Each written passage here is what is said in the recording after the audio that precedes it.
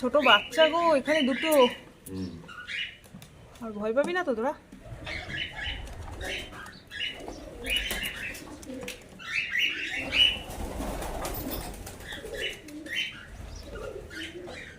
ও মা চুপ করে বসে আছে, চুপ করে রয়েছে, আবার খেলছে।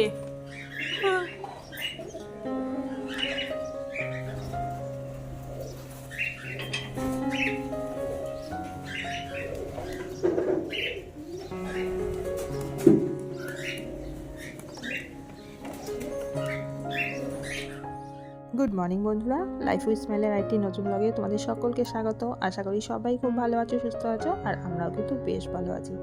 আর এখন ঘড়িতে বাজে 7টা। তা সকালে আসলাম, দুটো জামা ছিল মেলে দিতে, এটা ছাদে দিতে আসলাম। তা হাজব্যান্ড বলেছিল যে তুমি তাহলে পাখির ঘরের জানলাগুলো খুলে দাও। তা আমি যেহেতু আগে এসেছি, তা পাখির ঘরের জানলা খুলবো, সেই সাথে আমি ভাবলাম যে না, তোমাদেরও একটু ভিডিও করে দেখিয়ে দিই আমাদের পাখিগুলো। যদিও ঘরের ভেতরে ঢুকিনি, বাইরে দিয়েই জানলা দিয়ে যেটুকু করা যায় সেটুকু করে দেখাচ্ছি। আর ওদিকে দেখলে যে একটা পাখির কিন্তু দুটো মানে একটা পায়রা দুটো ছোট্ট ছোট্ট বাচ্চা, তাই ওটা দেখে আমার খুব ভালো লেগে গেলো। তো ভাবলাম যে না, একটু ভিডিও করি। তা পাখিগুলোকে ওখানে টুকিটাকি দেখিয়ে দিলাম। আর এই পুরো পাখির মানে পরিচর্যা কিন্তু আমার হাজব্যান্ডই করে। এই সকালে দেখো এসছে, খাওয়া দাওয়া দিতে আসে, আবার বিকেলে একবার করে আসে। আর এখন হচ্ছে শীতকাল, তো দুপুরের পর থেকে না ওদেরকে ছেড়ে দেওয়া হয়। পায়রাগুলো একদম ওই আকাশে ওড়ে, সেটা ও মানে ছেড়ে দেয় মোট কথা। আর যদিও আমি বিশেষ কিছু পরিচর্যা জানি না, পাখিরও পরিচর্যা জানি না, এমনকি গাছের পরিচর্যাও জানি না। গাছ রয়েছে প্রচুর পরিমাণে, সে সমস্তটাই হচ্ছে হাজব্যান্ড করে, কিন্তু সময় অতটা পায় না বলে মানে অতটা গাছের পরিচর্যা এখন হচ্ছে না। তা আমিই বলেছি যে গাছটা একটু কম করে দাও, কারণ যে কটা গাছ থাকবে সেটা সুন্দর করে পরিচর্যা করো, তাহলে খাটনিটাও কম হবে আর গাছগুলো ভালো থাকবে। তা এখন অতটাও গাছ আর লাগায় না। আর এই পাখি বলো, গাছ বলো, সে যেই জিনিসই হোক না কেন, তার কিন্তু একটু পরিচর্যা লাগে। কারণ জিনিসটা এনে ফেলে রাখলাম তাহলে তো ওটা ভালো করে মানে তৈরি হয় না। যত্ন নিলেই কি ওটা সুন্দরভাবে তৈরি হবে। গাছ যেমন যত্ন নিলে একটু সুন্দর করে বাড়বে, ফুল দেবে, ফল দেবে। পাখিরও তাই, পাখি মানে ভালো থাকবে, ওরা তো সুস্থ সবল থাকবে। এনে ফেলে রাখলাম তারপর মরে গেল, সেটা তো কারোরই ভালো লাগে না, না? তা সেইগুলো ও সকালের দিকে করে আসে। আর এদিকে দেখো আমি ছাদ থেকে চলে এসেছি, আমি তো যথারীতি আমার ঘরের কাজকর্ম শুরু করে দিয়েছি। আজকে আর সকালের দিকে সেই রকমভাবে রান্নাঘরে যাইনি। সকালে একটু টিফিন করার ছিল, টিফিন ওদিকে হচ্ছে, মানে তরকারি একটা বসিয়ে দিয়ে এসেছি। আর এদিকে ভাবলাম যে একটু ঘরটাকে পরিষ্কার করে নিই। এক হচ্ছে বিছানাটাকে তো পরিষ্কার করতে হবে, তার আগে ভাবলাম যে বিছানাটা পরিষ্কারের সাথে সাথে একবারে ফার্নিচারগুলো একটু ভালো করে পরিষ্কার করে দিই। অনেকদিন ধরে ফার্নিচারগুলো সেইভাবে পরিষ্কার হচ্ছিল না, করব করব করে হচ্ছিল না। তা আজকে ভাবলাম প্রথমে হচ্ছে অল্পর ওপর মানে হালকার ওপর যেইগুলো দেখা যায় নোংরা পড়ে রয়েছে সেইগুলো পরিষ্কার করব। ও বাবা, সেই করতে করতে দেখলাম আস্তে আস্তে অনেক মানে ডেপতে চলে গেলাম। মানে দেখলাম এই জায়গায় মানে যেই জায়গায় করছি সেই জায়গায় একটু বেশি ধুলো পড়ে গেছে। তা সেইগুলো একটু ভালো করে পরিষ্কার করব। আলমারির মাথা, তারপর ড্রেসিং টেবিলের মাথা, এইগুলোও ভালো করে আজকে পরিষ্কার করে নিলাম। আর শুধু যে বেডরুম করেছি সেটাও না, তার সাথে এই ড্রয়িং রুম, ডাইনিং রুম সমস্তটাই করেছি। সমস্ত ভিডিওই করেছি, কিন্তু খুব শর্ট করে দেখিয়েছি, কারণ হচ্ছে ভিডিও করার সময় করে নিই একবারে, কিন্তু দেখানোর সময় তখন মনে হয় যে একটু বেশি হয়ে যাচ্ছে, তখন ভিডিওটাকে একটু কেটে ছেটে যেটুকু দেখানোর দরকার সেটুকুই কিন্তু আমরা দেখাই। তা আজকে সেই হয়েছে যে ভিডিও আগে করে নিয়েছি, প্রচুর বড় হয়ে গেছিলো, মানে 25-30 মিনিটের ভিডিও হয়ে গেছিলো। কারণ হচ্ছে ঘরবাড়ি পরিষ্কার করতে যেটুকু সময় লেগেছে সেটা তো আমি প্রায় প্রত্যেক কটাই ভিডিও করে রেখেছি, কিন্তু তারপর কী করলাম, একটু কেটে দিলাম, কারণ অতক্ষণের ভিডিও তোমাদের দেখে ভালো লাগবে না, আর আমারও অতক্ষণ ধরে কথা বলতেও ইচ্ছা করবে না, কারণ আমি একটু কথাটা কম বলি, ভিডিওতে বলি, এটাই আমার কাছে অনেক। আমি সহজে বাড়িতে কথা বলি না, একটু চুপচাপ থাকতেই ভালোবাসি। এই জন্য না, দেখবে আমি ভিডিওতে যে খুব কথা বলি, এই জন্য একটু কম মানে ছোট ভিডিওই দিই তোমাদের সামনে। আর এখানে এই যে এটা দেখতে পাচ্ছ, এটা ক্লে দিয়ে তৈরি করেছে আমার মেয়ে। ওই পরীক্ষা শেষ হয়ে গেছে তো, তা ও কী করবে বুঝে পায় না। তা আমি কি করি, এইগুলোর নেশা ধরিয়ে দিয়েছি যে আর্ট অ্যান্ড ক্রাফট করুক, কারণ কি বলতো, পরীক্ষা শেষ মানেই হচ্ছে ওর টিভি দেখা শুরু হয়ে যাবে, আর যতটা টিভি কম দেখতে পারে। এই জন্য আমি কি করি, হাতের কাজ ওকে ধরিয়ে দিয়েছি এই 2-3 বছর ধরে। পরীক্ষা শেষ হয়ে গেলে একটা কিছু ধরিয়ে দিই যে এটা বসে বসে করো, তো ওটাও বসে বসে করে নেয়।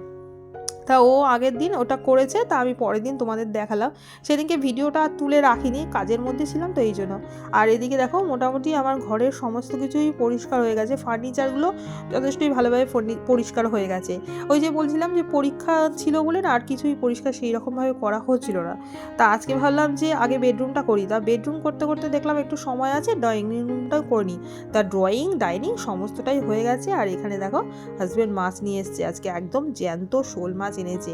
আর জ্যান্ত শোল মাছ কিন্তু আলু ফুলকপি দিয়ে রান্না করলে খুব ভালো লাগে, আর তার মধ্যে একটু বড়ি ধনেপাতা দিলে আরও ভালো লাগে। যদিও বাড়িতে আজকে ফুলকপি ছিল না, তাই আলু আর ধনেপাতা দিয়েই মাছটা করলাম। আর বাজার থেকে এনেছে কড়াইশুঁটি, আর এখানে দেখো মেয়েকে বসিয়ে দিয়েছি আমি কড়াইশুঁটি ওই বাড়ছে মানে কড়াইশুঁটিটা বার করার জন্য। তাই এইগুলো করতে না আমার মেয়ে খুব ভালোবাসে, আর আমারও ভালো হয়েছে, একদিকে আমার কাজটাও হয়ে যাবে আর ওর টিভি দেখাটাও বন্ধ হবে, মানে নানা কাজে ওকে এঙ্গেজ করে রাখা আর কি। এদিকে মাছ হচ্ছে, আর ওদিকে আমি এবার ওই যে মুদি সদাইয়ের কয়েকটা জিনিস নিয়ে এসছে হাজব্যান্ড, তাই সেইগুলো ভাবছি গুছিয়ে রাখি। আর আমি না তোমাদের কোনো দিনই ওই মাসকাবারি বাজার দেখাতে পারবো না, যে আমি মাসের প্রথমে বা মাসের শেষের দিকে একটা মাসকাবারি বাজার করে আনি, সেটা কিভাবে গুছিয়ে রাখি, মানে অনেকে দেখায় না, তা সেইগুলো কোনো দিনই করতে পারবো না। তার কারণ আমার ওই মাসকাবারি বাজারটা হয় না। অ্যাকচুয়ালি কী বলতো, আমার যখন যেটা শেষ হয়ে যায় মানে তখনই আমি সেটা আনি, একদম শেষ হওয়ার আগের মুহূর্তে আনি, মোটামুটি 2-3 দিন চলবে, আমি সেই সময় জিনিসগুলো নিয়ে আসি। তা যা যা আমার দরকার ছিল তার হাজব্যান্ডকে লিখে দিয়েছিলাম, তা সেইগুলোই নিয়ে এসছে। আর আমি না ওই এক্সট্রিম জিনিস এনে রাখি না কোনো দিনই, কিছুটা পরিমাণে এনে রাখি, কিছুটা হচ্ছে কন্টেনারে ভরে রাখি, আর বাদবাকি কিছুটা কী করি এক্সট্রা হয়ে যায় যেগুলো সেগুলো রেখে দিই। এইভাবেই কিন্তু আমি চালাই। আমার যখন ধরো 2-3 দিন আমার যাবে তার আগের মুহূর্তে জিনিসগুলো আনি। কারণ কী বলতো, এক্সট্রা জিনিস এনে রাখলে এক হচ্ছে আমার জায়গার অভাব, কোথায় রাখবো সেটা বুঝে পাই না। আর এক্সট্রা জিনিস আমি টাকা খরচ করে আনতেও চাই না। কারণ কী বলতো, আমার হাজব্যান্ডের হচ্ছে বিজনেস, তা বিজনেসের না টাকা বার করা সহজ নয়। যেমন চাকরিজীবীরা মাসের প্রথমের দিকে একটা টাকা পায়, সেটা তারা সারা মাস কিভাবে চালাবে বা কিভাবে খরচ করবে সেটা একটা নিয়মের মধ্যে বাঁধা থাকে। কিন্তু বিজনেসের ক্ষেত্রে কিন্তু সেটা হয় না। বিজনেসের আপস ডাউন হতেই থাকে, কোনো সময় ভালো তো কোনো সময় খারাপ। আর সমস্ত চাপটাই কিন্তু আমাদের মতো হাউস ওয়াইফদের ওপরই পড়ে।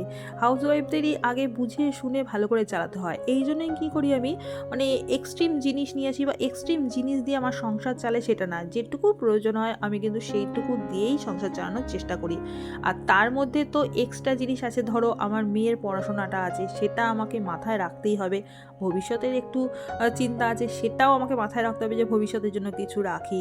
সমস্ত কিছু করতে গিয়ে না এক্সট্রা জিনিস আর আমাদের হয় না। এই জন্য যতটা পারি একটু বুঝে শুনে চলার চেষ্টা করি। আর আমাদের মতো মধ্যবিত্ত ফ্যামিলির বিশেষ করে গৃহিণীদের কিন্তু একটু চাপটা বেশিই থাকে। এরপরে আর সকালের দিকে সেই রকম কোনো ভিডিও করিনি। তার কারণ হচ্ছে এই যে দেখতে পাচ্ছ আমি বাইরে চলে এসেছি, অ্যাকচুয়ালি চটপট করে কাজ করে স্নান করে পুজো দিয়ে খাওয়া দাওয়া করে বেরিয়ে চলে এসেছি, একটু মার্কেটে এসেছি, কয়েকটা জিনিস মেয়ের জন্য কেনার ছিল। অ্যাকচুয়ালি কী বলতো, শীত পড়ে গেছে তো, আর আমার মেয়ে এখন খুব তাড়াতাড়ি করে লম্বা হয়। হ্যাঁ, এই জন্য না ওই আগের বছরের শীতের যে জামা কাপড়গুলো ধরো ফুল হাতা গেঞ্জি, ফুল প্যান্ট, এইগুলো না সব ছোট হয়ে গেছে, আর এবছরে সেটা পড়ছে অনেকটাই ছোট হয়ে গেছে, পড়তেও একটা অস্বস্তি। তা ভাবলাম যে আজকে তাহলে একটু সময় আছে যখন কিনে নিয়ে যাই, আর তার সাথে মেয়েরও একটু ঘোরাঘুরি হয়ে যাবে। সহজে বেরোনো যায় না, তার পরীক্ষা নিয়ে কোনো মানে বাইরেই বেরোতে পারছিলাম না। তা ভাবলাম যখন বেরিয়েছি একটু মার্কেটটা তোমাদের দেখাই। আর আমরা গেছি হচ্ছে শ্যামবাজারে হাতিবাগান মার্কেট। যারা কলকাতায় থাকো তারা ভালো মতো চেনো, হাতিবাগান মার্কেটে কত সুন্দর সুন্দর জিনিস পাওয়া যায়। তোমাদের দেখাচ্ছি, যারা কলকাতার বাইরে থাকো তারা তো দেখেই নিচ্ছ যে হাতিবাগান মার্কেটটা কীরকম। অ্যাকচুয়ালি কী বলতো, অনেকটা জায়গা জুড়ে হাতিবাগান মার্কেট রয়েছে, আর রাস্তার দুপাশে রয়েছে শপিং মল, তার সাথে এরকম ছোট ছোট মানে ফুটপাতের ওপর যে বসে মার্কেট, সেইগুলো খুবই সুন্দর মার্কেট। আর আমাদের নর্থ কলকাতার মধ্যে হাতিবাগান মার্কেটটা হচ্ছে আমার কাছে খুব ভালো লাগে। এছাড়া সাউথের দিকে তো অনেক মার্কেট রয়েছে, সাউথের দিকে আমার যাওয়া সম্ভব হয় না, আমি এই হাতিবাগান মার্কেটেই আসি। আর আমাদের ওদিকে সোদপুরে মার্কেট। আর যেহেতু হাতিবাগান মার্কেটটা আমার মেয়ের স্কুলের রাস্তায়, তা এই মার্কেটটা আমি না ভালো মতো চিনি। তার উপর আমি যখন কলেজ যেতাম তখন এই মার্কেটে আমি প্রচুর আসতাম, তো মোটামুটি ভালোই চিনি। আর এখানে দেখো কত সুন্দর সুন্দর জিনিস।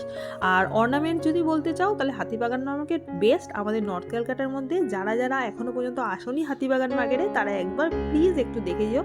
এই মার্কেট থেকে যাওয়ার পর অন্য কোনো কিছু পছন্দ হবে না, মানে এই মার্কেটে এত সুন্দর সুন্দর জিনিস পাওয়া যায়। আর বাইরে বেরোলেই মেয়ের তো খিদে পাবেই, যদিও অনেকটা তাড়াতাড়ি আজকে দুপুরে খাওয়া দাওয়া করেছি আর হুড়োহুড়িতে খেয়েছি, তো একটু কম খেয়েই আমরা বেরিয়েছি। আর এখন মোটামুটি 4:30 বাজে, তা মেয়ের তো মানে বাইরে বেরোলেই একটু খিদে পেয়ে যায়। তা ও বলছে মা খাবো, তা আমরা এই 2টো চিজ বল নিয়েছি আর তার সাথে একটা চিকেনের স্প্রিং রোল টাইপের কিছু একটা ছিল, তা সেটা নিয়ে খাওয়া দাওয়া করছি। আর এদিকে মেয়ে ক্যামেরা ধরছে আর আমাকে বলছে তুমি একটু খাইয়ে দাও, কারণ প্রচুর গরম তো, তা ও খেতে পারছে না। আর তারপর ক্যামেরাও বা ধরবে কী করে ও যদি খায়। তারপরে ওর একটা আইসক্রিম খেতে ইচ্ছা করলো, তা ও খাচ্ছে সেটা, আর আমি কোনো আইসক্রিম খাইনি। আমি ওই অপোজিটে একটা দোকান ছিল, ব্যাগের দোকান, তা সেখানেই দাঁড়িয়ে দাঁড়িয়ে দেখছিলাম। তা একটা ব্যাগ মানে ভালো লাগলো, তা সেটা নিলাম। আমার এক বন্ধুর মেয়ের জন্য নিয়েছি, তার বার্থডের সামনে, তা সেই ব্যাগ কিনলাম। ব্যাগ কিনে তারপর বাড়িতে চলে আসছি। আর ভিডিওটা অনেকটা বড় হয়ে গেছে বলে আমি আর আজকে তোমাদেরকে কোনো মানে জিনিসই দেখাবো না যে কী কী কিনেছি, পরের দিনের ভিডিওর সাথে আমি সেটা জুড়ে দেবো। তাহলে বন্ধুরা, আজকের মতো ভিডিওটা এখানেই শেষ করলাম। টাটা, বাই, ভালো থেকো, সুস্থ থেকো।